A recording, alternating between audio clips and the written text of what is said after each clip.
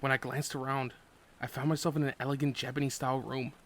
Not even a single scratch marred the woven tatami mats that lined the floor. The room was filled with expensive-looking vases, an outside window, and outside the window was an exquisite traditional garden, fitted with a deer scar that let out a refreshing, peaceful clap at regular intervals. Issei! A woman dressed in a white kimono appeared before me. Azuya? She knelt formally, bowing her head. This blonde-haired, green-eyed foreigner beauty was so pure and sacred that I could barely contain my joy. She looked at me with her warm, moist eyes and said, "Thank you for everything you've done for me. I'll be leaving to get married soon." What? Oh, Azuya, look at you. Azuya, you're so beautiful. At my side, my mom and dad were bawling their eyes out. Azuya, you know you can come visit us whenever you want, right? The press assured as she wiped tears from her eyes. Azuya, leave everything here to us. We'll be fine. Like Ria's, Hakuno was overflowing with emotion too. What? Huh? What on earth? Azuya? While I was paralyzed with confusion, my mom turned to me. Issei, you should congratulate Azuya. She's always been like a little sister to you, no? This was all happening too suddenly. Why was Azuya getting married? Who was the groom?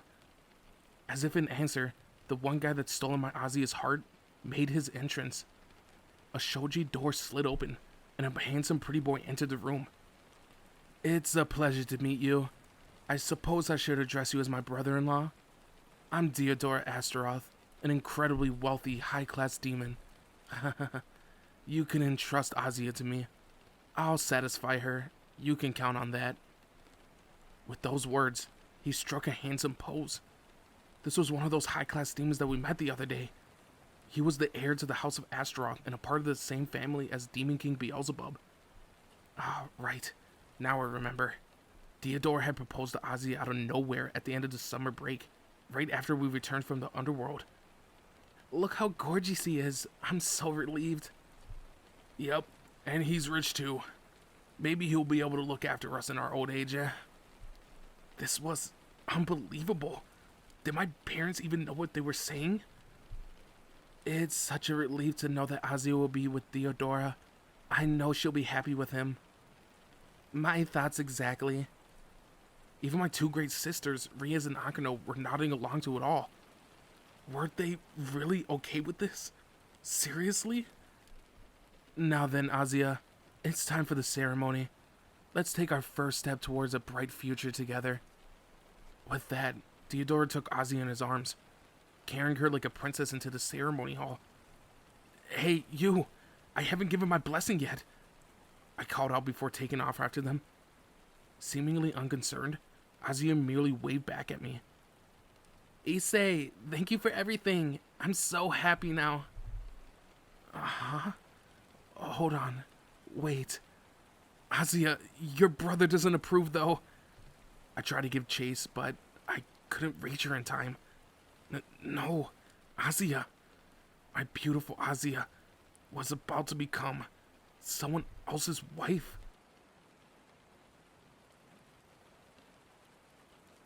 Are you alright, Issei? Azuya, dressed in her pajamas, was staring at me with concern. I rubbed the sleep out of my eyes, snapping awake. Hurriedly, I glanced at the clock and saw that it was morning, right around my usual wake-up time. You're still here, Azuya? Of course I am. You were calling out my name in your sleep. Ah, so that's what it was. A dream. So everything about her getting married was just an awful nightmare. I sat up in bed. A torrent of tears that I must have shed in my sleep was streaking down my face. I dreamed that you were getting married. Ah, it was more painful than I could ever imagined. Azuya flashed me a puzzled look, but soon smiled back at me. You're such a worrywart, Issei. It's alright. I'm not getting married just yet. Really? You mean it? I'll die of loneliness, you know? Yes. It would be terrible if that were to happen. She answered with a broad smile. Ah, my dearest Azuya. Seriously, if she did get married, I would be overcome with grief. Just dreaming about it had already taken a huge toll on my mental state. I was a wreck. There was something moving under the sheets, right near my lower body. Rising from under the blankets was Konoko? When did she get into my bed? She wiped her drowsy eyes, then wrapped her arms around my chest, and promptly resumed snoozing. What was I supposed to do? Her body was so petite, so soft. Plus, she was wearing nothing but a white shirt. Talk about foul play. It was like her skin was pressing directly against mine. Meow. Konoko's cat ears twitched up and down, her tail curling back and forth. I haven't recently learned about her true form. Believe me when I say that her cuteness was practically lethal. Hold on. Her tail's sticking out. What about her underwear? Don't tell me. No. This is bad. I shouldn't think about that. After returning home from the underworld training camp, it had been decided that Konoko would live with us moving forward. I was fine with that, but it felt like she was always sneaking into my room to sit on my lap or curl up in my bed next to me. I was at a complete loss as to how much I should dote on Konoko. I was incredibly happy to discover this new side of her, though. Anyway, I'm glad that about you getting married was just a bad dream, Azia. I breathed a sigh of relief as I stroked Konoko's head. At that moment, I wish that were all there is to it. The press must have woken up before me, as she was sitting at the foot of my bed, reading a large pile of documents. Are those letters? I asked. Riaz nodded. Yeah, each and every one of these is from Theodora Astroth. Love letters, it seems. Not to mention the movie tickets, dinner invitations, gift certificates, and all the rest. Some of the deliveries were so big that they're waiting by the doorstep. I wonder how many times he's done this now. Love letters? Presents even? Yeah, lately, these things have been arriving daily at my house. They were all addressed to Azia. The sight of that gentle-looking pretty boy flared up my mind. That bastard, proposing to Azia the minute we got home from the underworld. Unsure of how to respond to this attention, Azia offered her most profuse apologies with each delivery. It was clear that she felt responsible for the trouble, but it wasn't her fault. Azia hadn't asked for this. 2 weeks had passed since we run into Theodora. Summer break was over, and the second semester of school was about to begin. Nonetheless, my anger towards that handsome bastard increased with each day. I rose to my feet, my eyes glistening, and screamed at the top of my lungs. I'll never let him have her.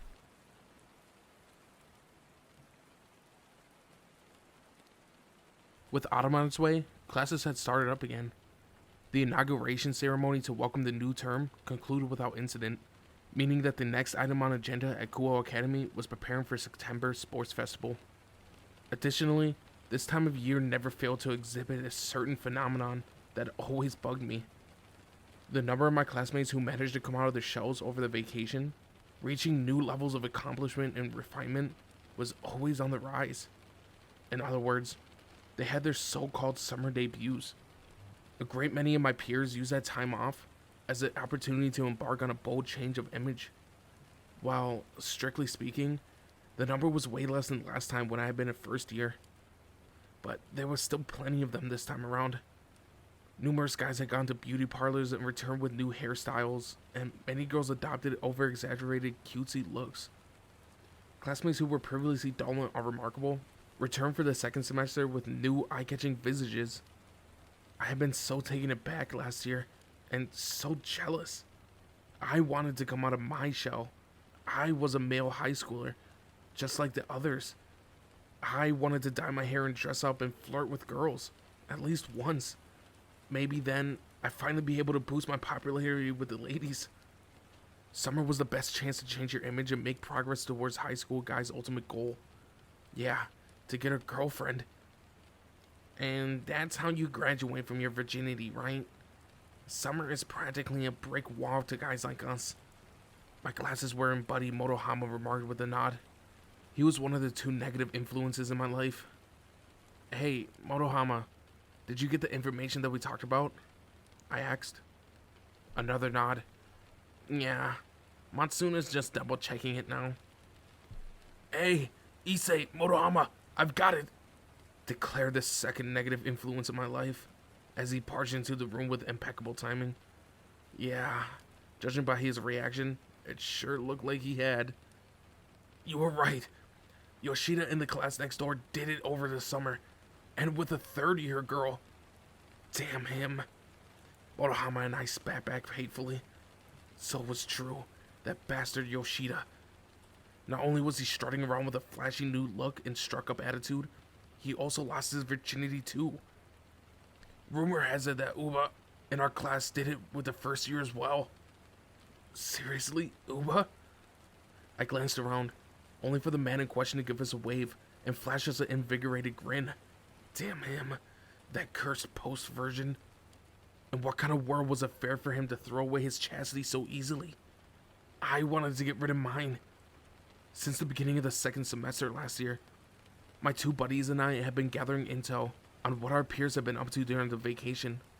It was a well-known fact that many high schoolers graduated from their virginity over the long break, and as virgins ourselves, we desperately wanted to know as much as possible. I mean, how could you not be dying to know which of your classmates were still young and inexperienced and which weren't?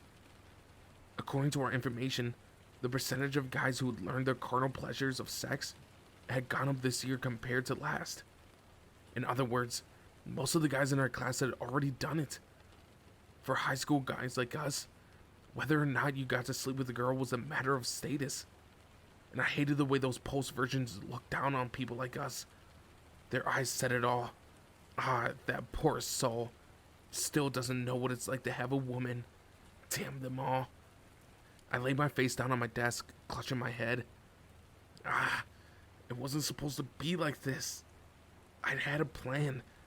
This was supposed to be the summer that I came into my own. Instead, I've been whisked off into the underworld. What kind of high schooler spent his summer down in hell? I did. Me. And not only that, the majority of my time there was spent running from a dragon hunting me.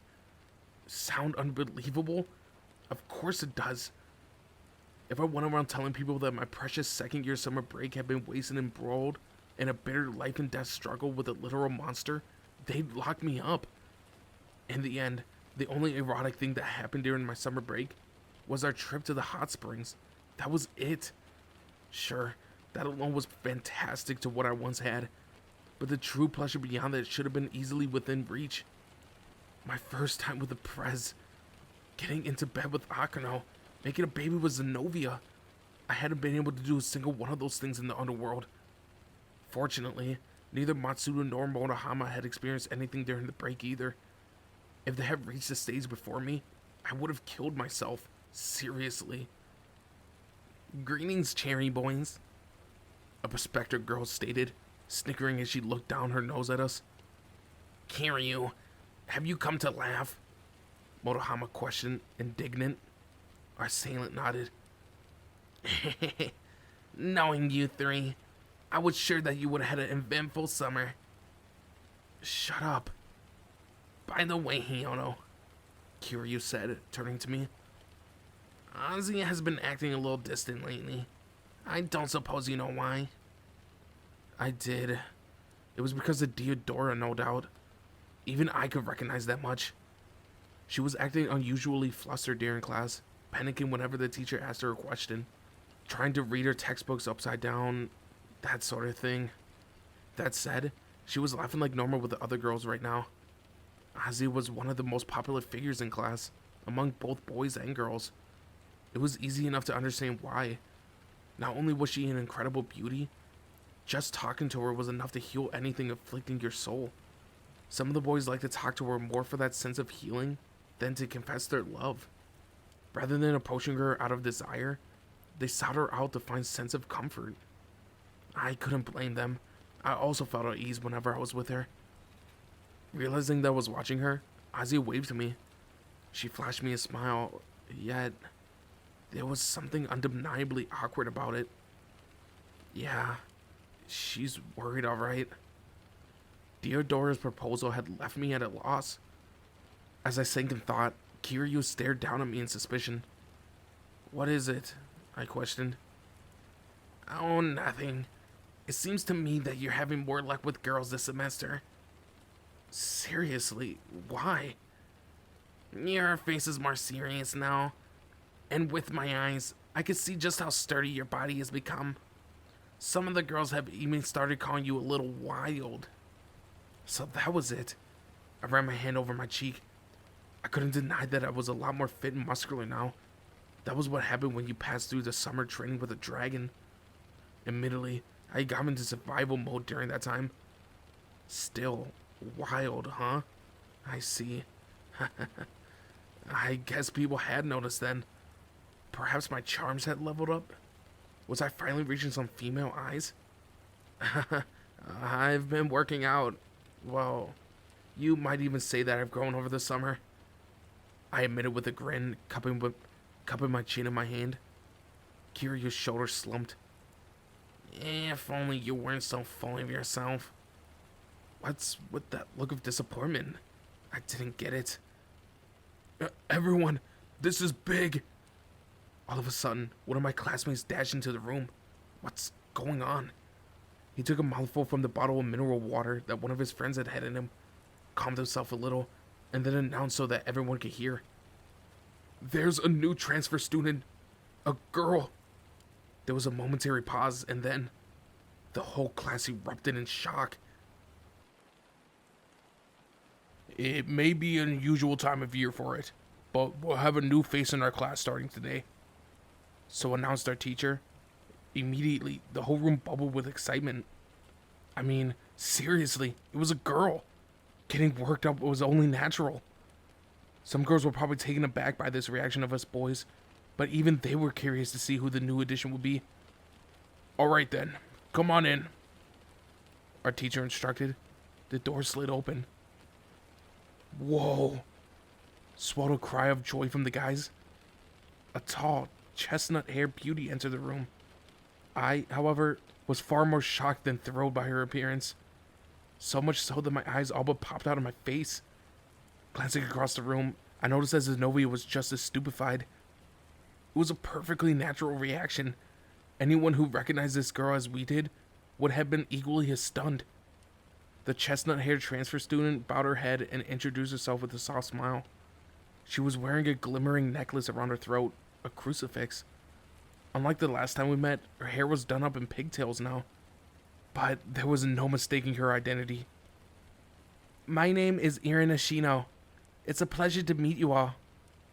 Yeah, it was none other than Zenovia's former partner, who had come with her to Japan to retrieve the stolen Excaliburs earlier this year, Irina Shido.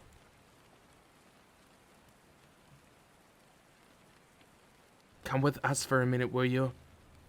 During lunch break, Zenobia and I approached Irina, who stood up at the center of a ceaseless whirlwind of questions from my classmates, grabbed her by the hand, and whisked her off to a place where we could have a little privacy.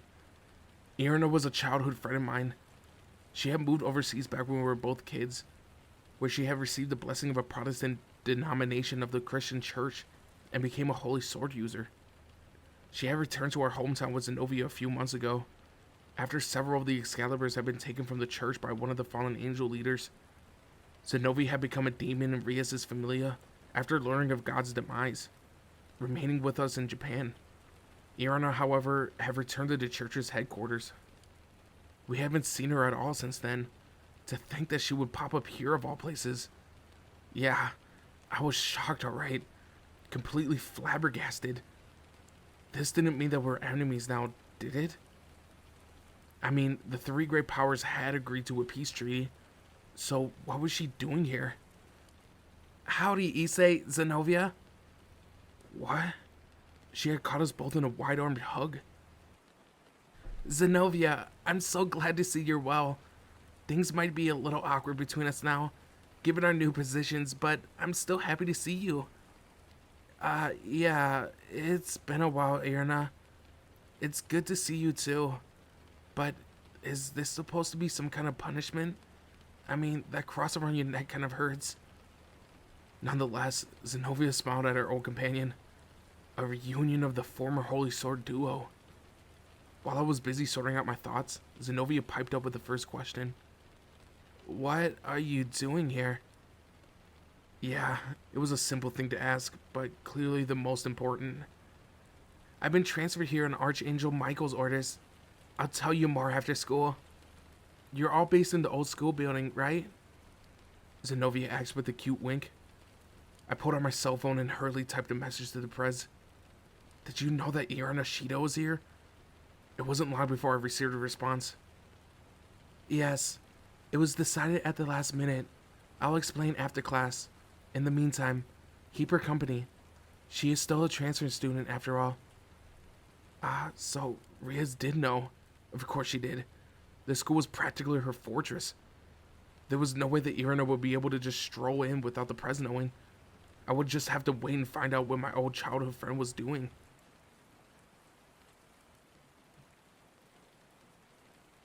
Welcome to Kuo Academy, Irina Shido. Each of the members of the Occult Research Club, along with Chairwoman Sona from the Student Council and our instructor, Azazel, had gathered in the club room after school. Incidentally, Konako was sitting on my lap. That had all but officially become a designated seat. Thank you, everyone. It's great to be here. I met some of you before, but some of your faces are new. I'm Irina Shido. I've come to Kuo Academy as an emissary of the church, or rather, of the angels. We, the members of the Occult Research Club, applauded her self-introduction. From Irina's explanation, I gathered that she'd been deployed here as a support member from heaven. Thinking about it, I realized that Kuo Academy already hosts the demons of fallen angels, but no angels. At the very least, with Irina here, it looked like we would be receiving some backup from heaven if needed. With that, Irina started muttering things like praise the Lord and Michael is great. We all listened on with forced smiles. Evidently, her faith was just as resolute as ever. I turned to Zenobia. There was something I had been meaning to ask her. Hey, Zenobia? I asked quietly. What? Why are you whispering? Irina doesn't know about God's death, right? She didn't when we parted ways, at least. I had thought as much. Was this really a good idea? Everyone else here knew the truth. If Irina were to find out from one of us, wasn't it possible that the shock might drive her towards doing something reckless? And that's when Azazel mercilessly blurted it out. Hey, you do realize that your biblical God is dead, right? Teach! You can't just reveal that to her all of a sudden, I cried. Azazel, however, let out a sigh. Idiots. She wouldn't have been ordered here if she didn't know. This school is one of the most important areas of cooperation between the three great powers. Anyone assigned here has to know the truth to some degree. Irina nodded along to Azazel's explanation. Of course, Governor of the Fallen Angels. Don't worry, Issei. I'm aware of the Lord's passing. Seriously? I really did feel like an idiot for worrying about her. That's surprisingly tough, Zenobia observed. I wouldn't have thought that you, with your devout faith, would be able to withstand the shock of learning the truth. After a short pause, Irina's eyes flooded with tears. She drew closer to Zenobia and all but shouted, You think I wasn't devastated? The Lord is my spiritual support, the center of my universe, the omnipotent Father of all creation, and he's dead. I spent my whole life living by his teachings. So when Archangel Michael told me what had happened, I was so depressed that I slept for a full 7 days and nights. Oh Lord. Irina wailed in lamentation as she laid her face down on the table. While for someone so ingrained in faith, the death of God would come as a shock. My family wasn't particularly religious, so I didn't have any first-hand experience of what she must have been going through. But I did know that when Ozzy had learned the truth, she almost fainted. I know how you feel. Me too. Ozzy and Zenobia tried to soothe Irina, the three of them embracing one another in a tight hug. Both Ozzy and Zenobia still regularly prayed to God. From what I could tell, they were immensely grateful to him. Ozzy, I'm sorry about calling you a witch last time. And I said such horrible things to you too, Zenobia. I hope you can both forgive me. The other girl smiled at Irina's apology. I don't mind. I hope that we can all be friends from now on. We all believe in and cherish the Lord. Same here. It was my fault that we parted ways like that. I was in such turmoil that I ended up reincarnating as a demon. but I'm happy that we've got this chance to meet again. The three broke out into prayer. Was this a reconciliation of sorts then?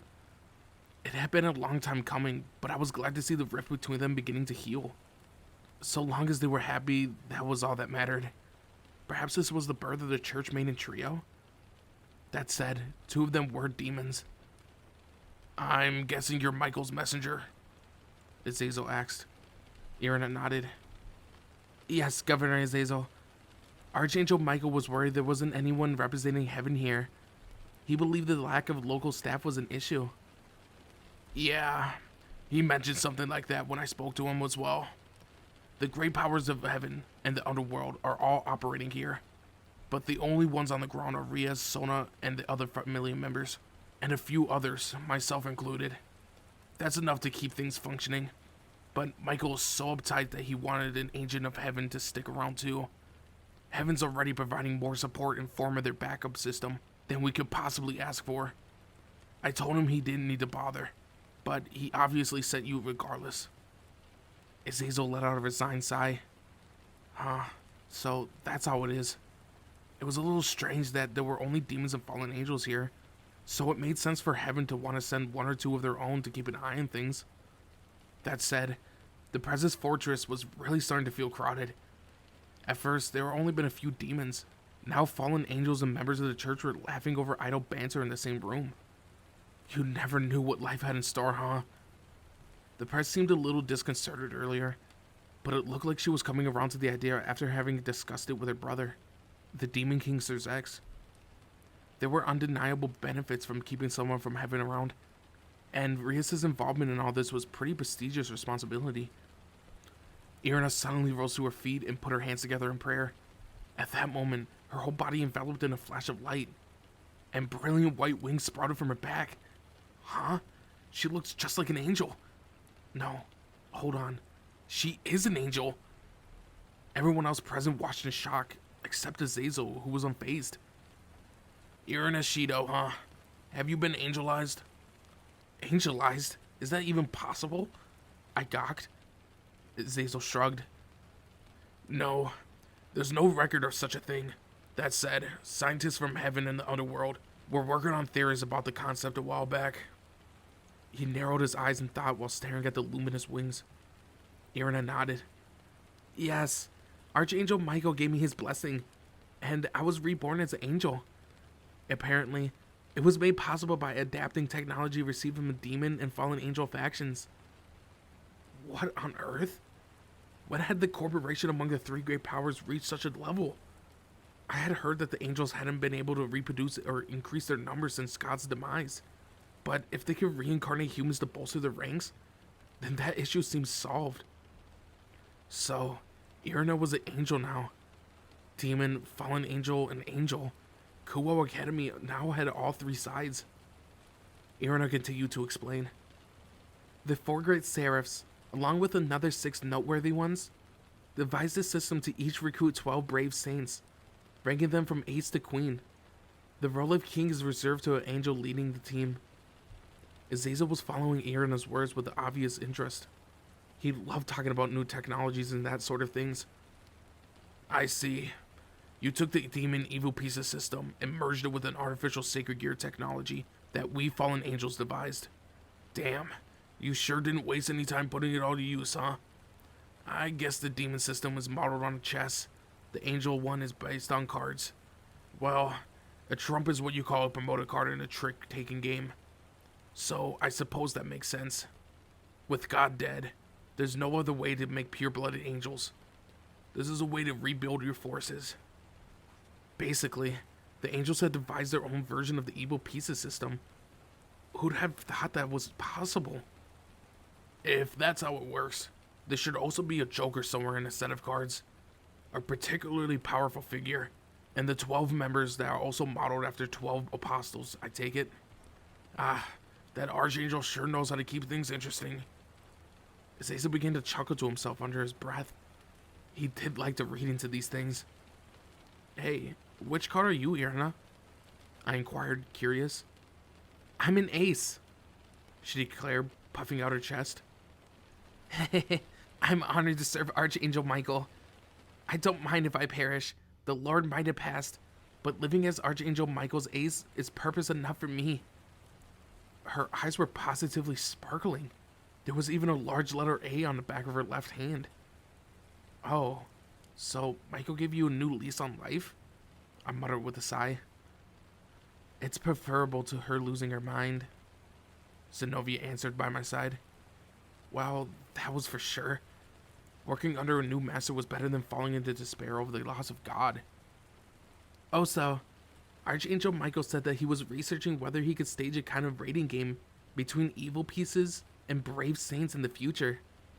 Right now, only Seraphs have cards of their own, but he was hoping to expanding the system to high-ranking angels, so they can compete and improve themselves like demons do. The rating game? Angels? And between evil pieces and brave saints, no less? While the members of the Occult Research Club were taken aback by this announcement, Azazel looked impressed. There are a lot of angels and demons who don't see eye to eye with the leaders about this newfound state of peace. That's only natural, I guess, seeing how long we've been at one another's throats. Yet, Michael sure thought this through. He's basically offering a way for everyone to vent their frustration on each other in a small-scale proxy war, not unlike the World Cup or the Olympics here in the human realm. Was all this about providing disgruntled angels with an outlet for their frustration? It looked like each of the three factions was adopting a new political measures to accommodate one another. Peace sure wasn't easy, huh? Does that mean we could end up fighting against a team of angels then? I asked. Azazel nodded. Maybe in the future. I'd give it at least 10, maybe 20 years.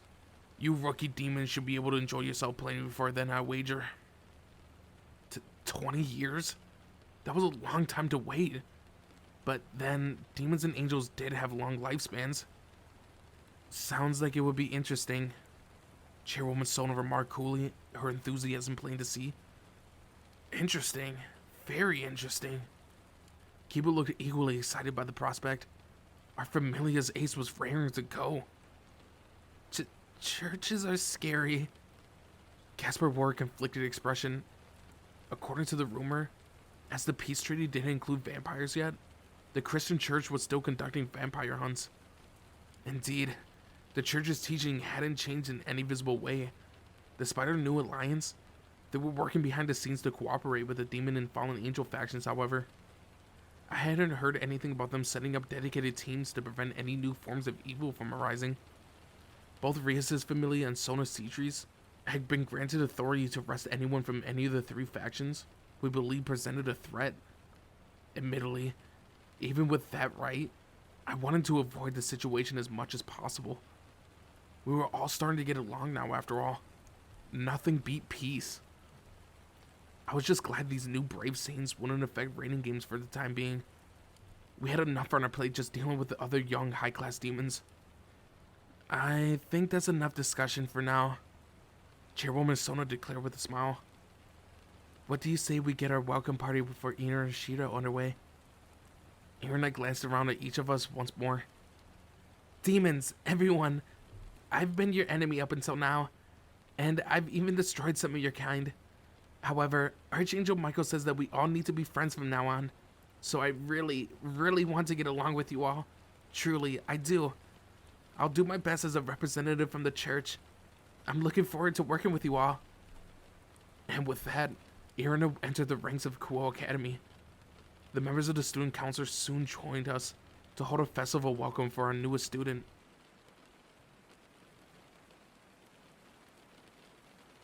Irina's first few days at the school passed uneventfully. Yes, I'll do it. I'll take part of the scavenger hunt, she called out, raising her hand high in the air. Her eager nature had won the admiration of everyone in class, boys and girls alike. We were currently in homeroom, deciding who would be responsible for what activities in the upcoming sports festival. I, on the other hand, was laying my head on my desk, letting out a resigned sigh.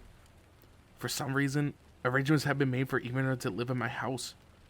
During the summer, my family home had been transformed into an extravagant 6-story building with an additional 3-floor basement. Almost every member of the Occult Research Club had moved in, and now Irina was living with us too. Well, there was plenty of space, so it wasn't like it would make much of a difference if we had one or two extra people staying with us. I was quickly realizing that keeping up with so many women under one roof was surprisingly difficult. Apart from my mom, they were all gorgeous, beautiful young ladies. It was a dream home for a high school guy like me. Or so I had thought. Sadly, reality wasn't quite so rosy. I had discovered the truth of the saying, 3 women make a market. There may have been plenty of room, but there was nowhere for me to relax. For example, let's say that Azia, Zenobia, and Irina all got together to talk about girl stuff. It was practically impossible for me to get into the conversation. And then Konako might join them, only excluding me further. I was the only guy there, you know. What was I supposed to talk about? Video games? Manga? What was I thinking? Assuming that a sex-obsessed teenager like me would have anything in common with a bunch of young ladies in the first place. I grew so lonely at times. I went searching for my 2 elder sister figures, only to find the present Akano engrossed in their own kind of girl talk. Barging in and cozying up to them would only leave me feeling worse. I was in a crisis. I was a mere gutless guy who couldn't cope with having so many attractive women around. At this rate, how was I ever going to become a harem king? Yet again, I was forced to realize my own inability and incompetence. In a harem, you had to be able to satisfy a lot of girls at once. If I was already struggling, what hope did I have? I didn't even know what to say to them. Should I try to research women's fashion or something? Or maybe find a stylish story somewhere to mention to them? I had no idea. What on earth were you supposed to talk about with a group of girls? This is why I was so unpopular. And that realization only depressed me further. Still, it wasn't like they were constantly shutting me out, so perhaps it was still okay. We all got along fairly well most of the time. The girls had their own lives, right? Perhaps I was just overthinking it all. They were erotic situations every now and then. However, it was downright terrifying when they started fighting with one another. Suddenly, I felt very strange. Wasn't this the life I always dreamed of? Why was I so stressed? Tanin, down there in the underworld, tell me what to do. I'm young and suffering. Hyoto. Out of nowhere, Kiryu spoke my name. She was standing in front of the blackboard, which had lists of various sports festival activities written on it. There's a tear in your shirt, under your armpit. Huh? Seriously? I raised my arm in the air to double check, and realized my mistake too late. Obviously, there was no rip. Okay then, it's decided, she declared, scribbling my name on the blackboard. What? No fear, Kiryu. She had got me. I had let my guard down, and Kiryu had pounced. Heedless of my complaints, she merely burst out into a lecherous laugh. Thanks for volunteering and taking part of the 3-legged race. You'll be partnered with... She pointed her piece of chalk towards a girl across the room. Immediately, Azia timidly raised her hand into the air. Azia, the 2 of you can run together. And so, thanks to the craftswoman mechanicians, I was paired with Azia for the 3-legged race.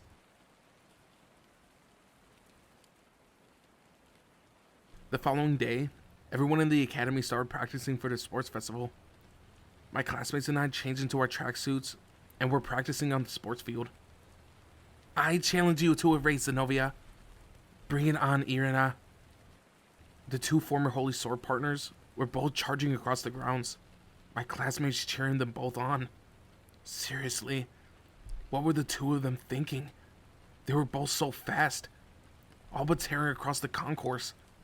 Perhaps I should have expected no less from a demon and angel. Were the sports festival a girls-only affair, with them on our side, our class might even win. Our only real competition would be the members of the student council, the Citri Familia. They're too damn fast. I can't make out the movements of their breasts. You can say that again. Still, you need to build up a good amount of speed to get them to bounce. Matsuda, Morohama, and I, the so-called perverted trio, had our gazes latched onto the movements of the girls' chests. Whether they were big or small, it was hard to keep your eyes off them once they started swaying up and down like that. Tracksuits were the best. Irina had a slender build, but she had a considerable bosom. Come to think of it, that bondage-like battlesuit she occasionally wore displayed her body quite well too. At that moment, a familiar voice called out to me. "Hey, Hyodo!" Ah, Saji. It was my fellow pawn from the Sietri Familia, carrying what looked like a stopwatch and other measuring tools. "What are you doing?" he inquired. "Keeping an eye out for bouncing breasts." "Still the same as ever, I see," he replied with a sigh. Uh-huh. Saji's right arm was heavily bandaged. Was he injured? What happened there? I asked. This? He pulled the bandage back a little, revealing a series of snake-like marks all over the limb. What the hell is that? I questioned with apprehension. According to Azazel, is the result of the way I fought against you during our raiding game. Apparently, draining the blood of the Red Dragon Emperor with one of my lines, when you had your balance breaker mode, must have had some kind of effect on me. Even if the line wasn't directly linked to me, I've ended up absorbing something from you. Seriously, is it bad? No, it doesn't seem to have any negative effects. It just keeps making these things appear on my body, like here, see? He showed me a small jewel-like object on the back of his arm. At first glance, it resembled a gemstone, but I soon realized it was identical to the jewels characterized dragon-type sacred gears like mine, Folly's and Azazel's. So, you got cursed or something? I asked. Saji's expression turned sour. Don't say it like that. I'm worried about it too, you know. There aren't a whole lot of good stories about Vitra. He paused there to regain his composure before asking, by the way, what are you competing in, Hyodo? The three-legged race with Azia. Gah, you bastard. As if I couldn't be any more jealous of you. And here I am in the bread-eating race. The bread-eating race, huh? That sounded fun too. But I would stick to running with Azia. Jealousy was written large on Saji's face when two bespectacled young women approached behind him. Saji, what are you doing here? You need to make sure the tents are set up properly. Come on now. The student council is already short on staffers, so you had better pull your weight. Chairwoman Sona and Vice Chairwoman Shinra were both chiding Saji, their glasses gleaming. Right, Chairwoman, Vice Chairwoman. He shrieked, flustered, rushing to them. The chairwoman and deputy sure looked strict. Speaking of glasses, that next head of the House of Astaroth down in the underworld also wore them to a cool, serious effect. Did all demons with glasses possess that characteristic? Saji waved at me as they headed across the sports field with the chairwoman and vice chairwoman. Breacher. Huh? Did you say something, Dre? I thought back to the dragon within me. No, don't let it concern you. It just looks like being in contact with me has accelerated its growth. At this rate, it won't matter how many pieces his soul was divided into. Seriously, I didn't have any clue what that meant. Fafnir and Veritra are already near to hand, and you've already met Tanin, of course. It looks like my present host is building connections with each of the Dragon Kings. With that, Dre, contemplative, seemed to sink within a world of his own. Azia, did your breasts grow over summer break? Kiryu, don't touch them, please. That pervert was sexually harassing Azia. Seriously, I feel like I only take my eyes off her for a second for her to get into trouble. I would have to warn Azia about her once more. I mean, the innocent little sister type of my life was already picking up a whole lot of erotic mannerisms from the present Akano. In any case, it was probably about that time that Ozzy and I got around training for our event. I took what we needed from the three-legged race from our class's equipment area and knotted up a rope that we could use. Azia, let's practice. Yeah. With a quick bow of her head to Kiryu, Azia came running my way. The other guys and girls in our class had already started practicing in pairs. There were a few that were making good progress, but many more who couldn't keep up their movements in concert with each other. There was also a good many who were clearly shy and embarrassed to be tied together. I tied the rope against my leg and Azia's. "All right then, let's go, Azia," I said, taking a few trial steps and placing my arm around her waist. Okay." Azia was clearly embarrassed, but that didn't stop her from putting her arm around my waist too. Her hair smells nice. Our bodies are all but pushing against each other. Hers feels so soft. No, I couldn't. I had to shake off these thoughts. This was Azia we were talking about. I needed to exercise self-restraint. We both took a deep breath, exchanged nods, and stepped forward. All right.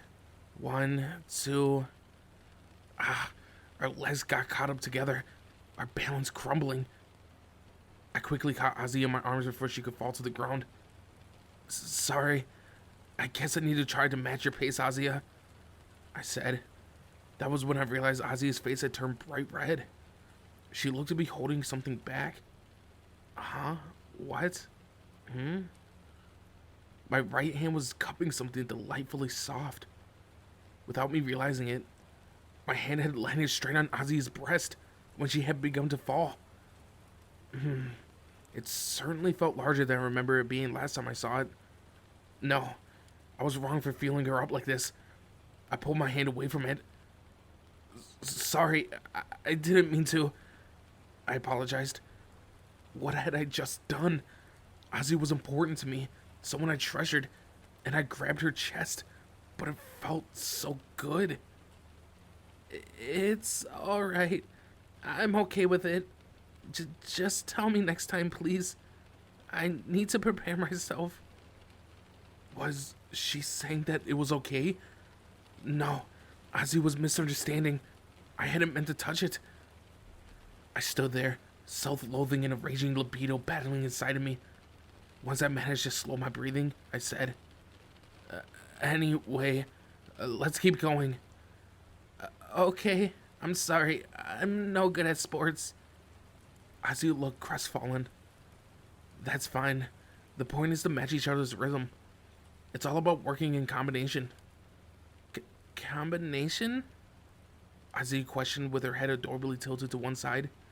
Why did everything she did have to be so debilitatingly cute? "That's right. We need to work together and take it one step at a time. Once we get the hang of it, we'll be able to take off at a run." "I understand." Yeah, this was no different from training. You just had to take it step by step. Practice made perfect. I might not be good for much else, but I had learned that much. "Let's try it again then." Okay." And so, Azia and I synced up our movements and slowly began to press forward.